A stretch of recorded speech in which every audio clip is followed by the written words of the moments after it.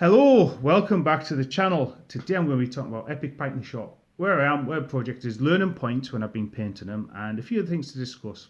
So, I've set myself out a couple of armies I'm going to paint for each one. I've planned out 1,000 points, which roughly looks like 8 units of Pike and Shotte, plus some commanded shots, some artillery, and about the same amount of cavalry for each force. English Civil War, often the forces had a similar amount of cavalry as it did infantry.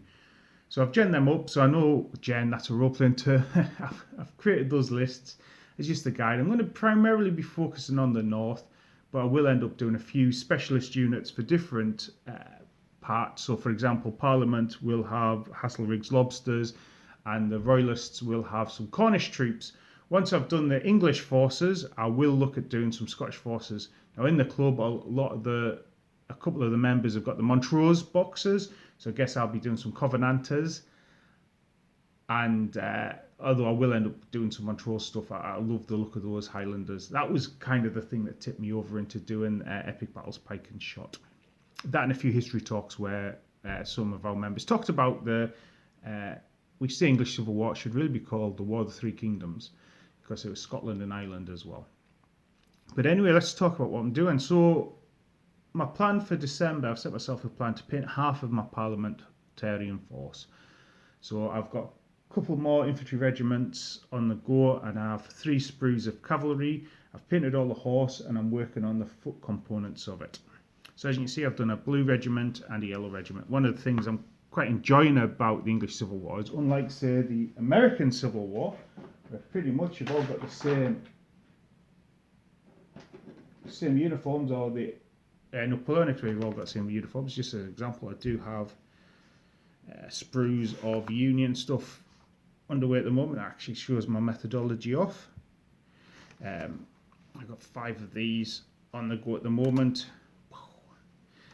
Unlike them, where I'm just painting 5 sprues of the same uniform, these I'm picking a regiment and doing quotes.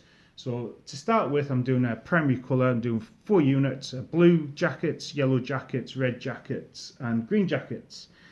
For my Parliament force, I'm going to favour red. So in the second group of 4, I'm going to do a few more red jackets, and maybe a few mixed up colours as well.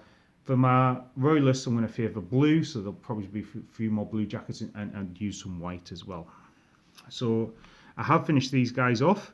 Well, all bar the flags, but I have based, and I've put some grass tufts. You will notice I've used a bigger base. I think I talked about this in the other one, in my other video. Bigger base for the pike in the front, just to give that a bit of depth. But yeah, really nice.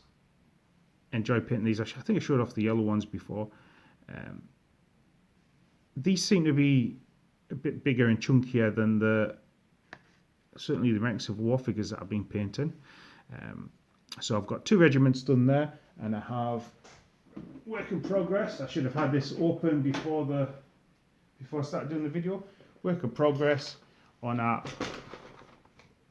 green jacket. Again, it just shows off my methodology for painting there, what I've blocked in and stuff.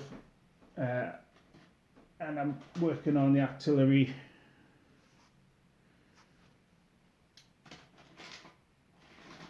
And commanders as well.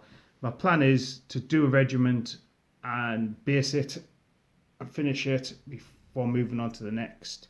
So that's where we're at the moment. So my blue and my yellow regiments. Now if I push these back, let's talk about cavalry a bit more in depth.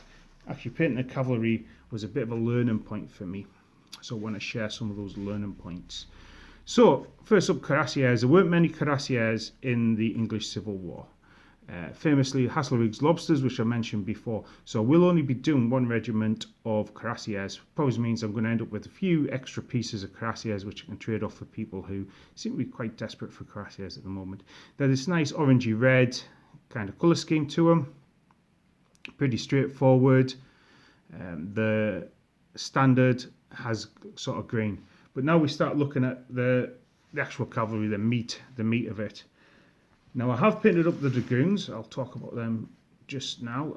I have not decided how I'm going to base the dragoons, whether I'm going to mix foot troops and mounted troops and just use sort of a set base for the regiments, or whether I'll do separate regiments mounted and then dismounted. Certainly if I do separate regiments, it'll be 4 cavalry on the base. And what this does is allows me to see on the tabletop the difference between what is the sort of regular cavalry and what will be the dragoons. Now, the other thing when I was looking at the figures was how to sort out which figure is a dragoon and which figure is a regular cavalry, because some of the regular cavalry, as you can see here, do have sort of muskets on them. And what we're kind of looking at is all the regular cavalry have pistol holders, whereas the dragoons do not. So that was a kind of a learning point. It took me a bit to work out. So that is how you tell the difference between the dragoons and the regular cavalry.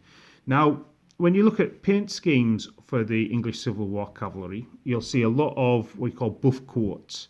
Now, this was a key piece of kit that cavalry had, and a buff coat is thick leather with supported metallic rings, almost like a wee bit of chainmail in it, to protect key parts. The Osprey book, Soldiers of English Civil War Cavalry, was really good and detailed for this. So that's why you see a lot of English Civil War cavalry wearing these buff jackets, and actually really thick, quite expensive for the time. I think they were saying a good one couldn't be got for under £10. And actually, that is significantly more expensive than the new model army paid for their metal parts, breastplates and helmets for their cavalry at the end of the war. So what I've done here is a unit which is predominantly blue, obviously with the buff coats, blue bits. Now, I don't want to overwhelm it with blue, so the kind of saddle bits, cloths, they're all going to be the regiment colour, and I've put a wee bit, maybe sleeves, sashes. Buff coat sometimes came as kind of like a jerkin without sleeves, so this one here I've done the sleeves through it all, so you get the hint knowledge that that's a blue unit. And these will probably be a royalist unit in the end, mainly because I've used a lot more of the hats. But for my first one, I wanted to do a predominantly royalist looking unit and a predominantly parliamentarian looking unit the way I saw them. But actually the rest of my units are probably going to be a lot more mixed between the helmets and the hats. It's command 1. The individual commanders are kind of looking to the right, whereas there does seem to be quite a lot of cavalry models looking off to the sides and stuff, so that's them. And actually it shows off a wee bit of extra tufts on the bases. Don't half set them off. What I might do, and I couldn't find it when I was basing them, is take like a blue grey and just pick out some of the stones as well, the bigger pieces, and that makes it look like rock formations and help the bases just spring alive as well.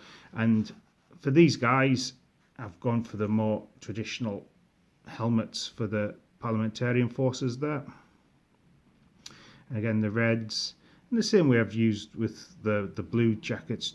You can see where I've just picked out a wee sleeve and stuff.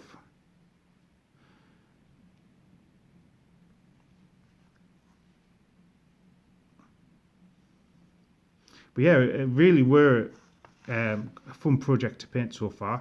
I'm looking forward to getting them finished and seeing what the force looks like on the tabletop. In the new year, we're going to be playing a lot of American Civil War, so it'll be quite nice to pivot into something slightly different and go into the Pike and Shotte English Civil War afterwards. But anyway, that is everything I've got to show off so far. Cuirassiers, dragoons. And my next video on this will be once I've finished the full half a unit, so I'll be full half an army, not unit. So I'll be showing off the full 4 regiments, all the cavalry, the commanded shot, the artillery as well, and I'll have finally made a decision on what I'm doing with the dragoons. But anyway, I hope you're having a great time with your hobby at the moment, and I look forward to chatting to you again. And yeah, that's goodbye for now. Goodbye.